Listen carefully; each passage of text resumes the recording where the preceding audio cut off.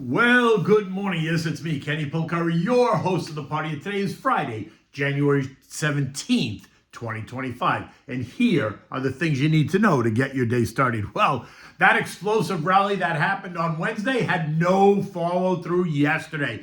Tech, once again, coming under pressure. Apple, now in official correction territory as worry builds over China.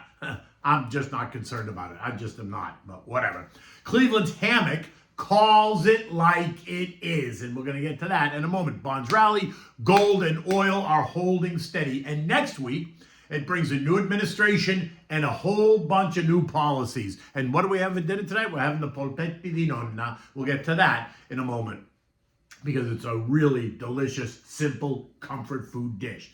Okay, anyway, that explosive rally that happened on Wednesday failed to have any follow through yesterday. Stocks came under pressure as bond prices rose. The Dow lost 68 points. The S&P gave back 13. The Nasdaq lost 173, while the Russell added 4 points. The transports gained 162, and the equal weighted S&P added 58 points. Tech now came under the most pressure. The BM7T, which is that Bloomberg Mag 7 index, fell by nearly 2%, while the broader XLK lost 0.8. Apple taking center stage as the research firm Canalys reported that they think Apple shipments declined by 25% in the fourth quarter, citing the competition from Chinese smartphone makers Huawei and Vivo.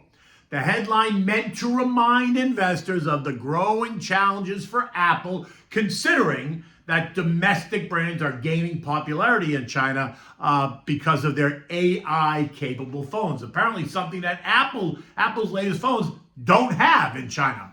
In addition, the Chinese smartphone market grew by 4%, and that only highlights the pressure on Timmy Cook to do something. And while some try to tie Apple's future to anything that happens in China, I am not in that camp. I don't react to every Chinese headline that hits the tape concerning Apple, or oil for that matter. Apple is now down 11% off the high, right? Closing at 228.26, putting it in official correction territory, right? Down more than 10%.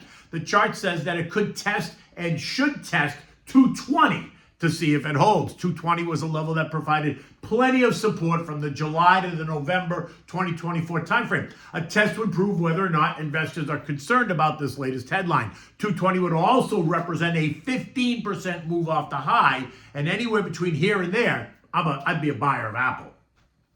Apple is due to report on January 30th, so expect all kinds of focus on the name from now until then. And just FYI, they are expected to report quarterly revenues of $124.8 billion. That's up 4% year over year, with earnings per share of $2.35, which is up 8% year over year. Just FYI, the Chinese story is not a surprise. Street analysts have been saying this for months now, thus the weakness that we've seen in Apple since December. Now, did you note the diversion between the S&P and the equal-weighted S&P? The S&P lost while the equal-weighted gained. And so you can point to the impact that that tech sector has on the market weight index versus the equal weight index. Just another example of kind of the diversion.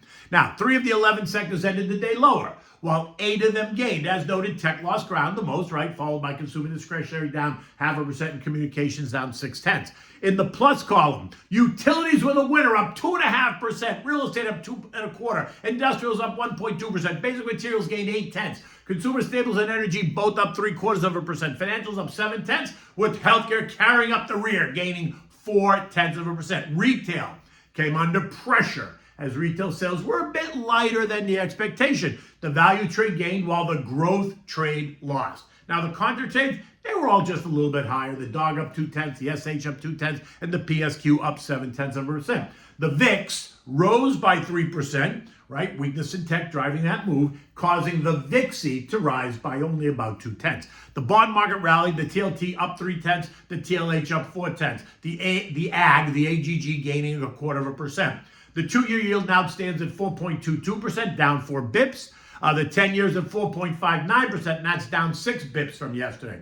30-year mortgages pierced 7%, and this marks the 5th consecutive weekly rise, up from 6.93% the prior week. You can credit the upward trend in mortgage rates to rising yields on treasuries and persistent inflation concerns, leading to higher borrowing costs for prospective home buyers.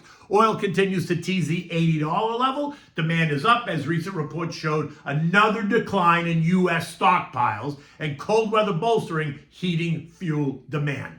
In addition, the increased sanctions on Russia and the prospect of even stricter sanctions on Iran are also being cited as supply disruption risks.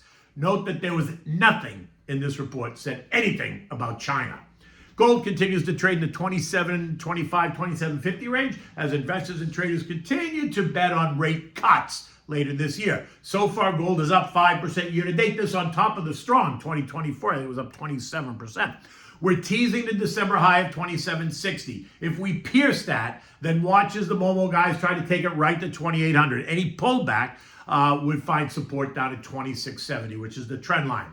In contrast to some recent head dovish comments, think Williams and Austin Goolsbee and Chrissy Waller, the Fed's newest member, Cleveland's Beth Hammack, makes no bones about how she feels at all. She was selected to be Cleveland Fed president last year, and she has wasted no time in making her opinion public. She opposed the rate cuts last year, and she continues to oppose them, saying, not only are prices higher than they were a few years ago, we still have an inflation problem. We still have a rate of change problem that we need to address. Now, during the December FOMC meeting, her view was, do we really need to do this now? Do we need to cut rates any further than we already have? I think the answer to that question was no, but they did it anyway. So now we have to just sit tight and see how this all plays out. We have a new administration taking over on Monday, and with that comes all kinds of new policy stances and demands and outlooks and excitement, the implications of which remain unknown. So again, why rush? Why is the Fed rushing to cut? Now, to be clear, no one is expecting a rate cut anytime soon, but many are still betting on one in the late spring, early summer, something I don't think needs to happen at all. You know me, I think rates are fine where they are.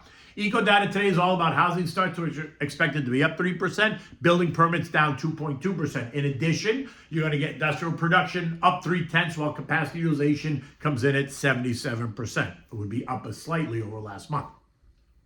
Earnings continue to surprise to the upside. Go figure. We had 8 yesterday and all 8 beat. Today brings us 5 more, and then and Truist Financial starts the day on what? On a beat.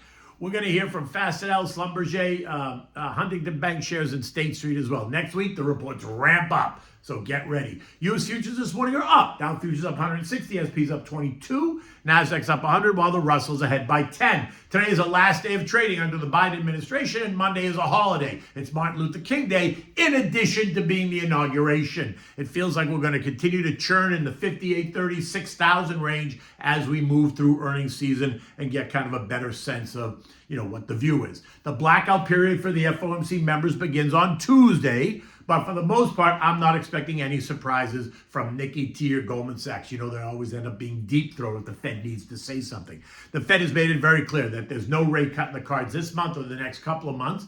And while I don't think we get a rate cut at all, many are still placing their bets on that rate cut in late spring and early summer. Only time will tell.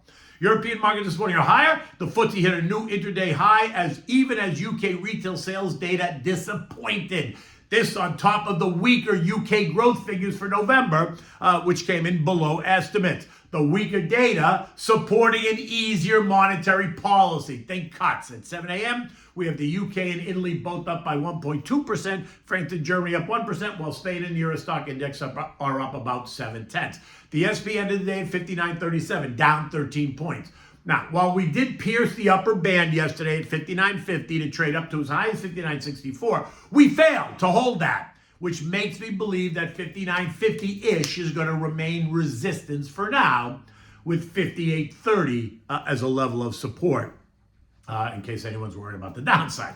Now, what are we having for dinner? We're having polpetti, piselli, patate, right? It's meatballs, peas, and potatoes. Now, it's a simple dish. There's nothing fancy, but it is so good and it makes you feel like you're at Nonna's house. In fact, this dish is also referred to by some Italians as polpetti di nonna, right? Nana's meatballs, basically. Now, for this, you need 1 pound of hamburger meat. You want ground chuck. You want something with, lots of fat in it.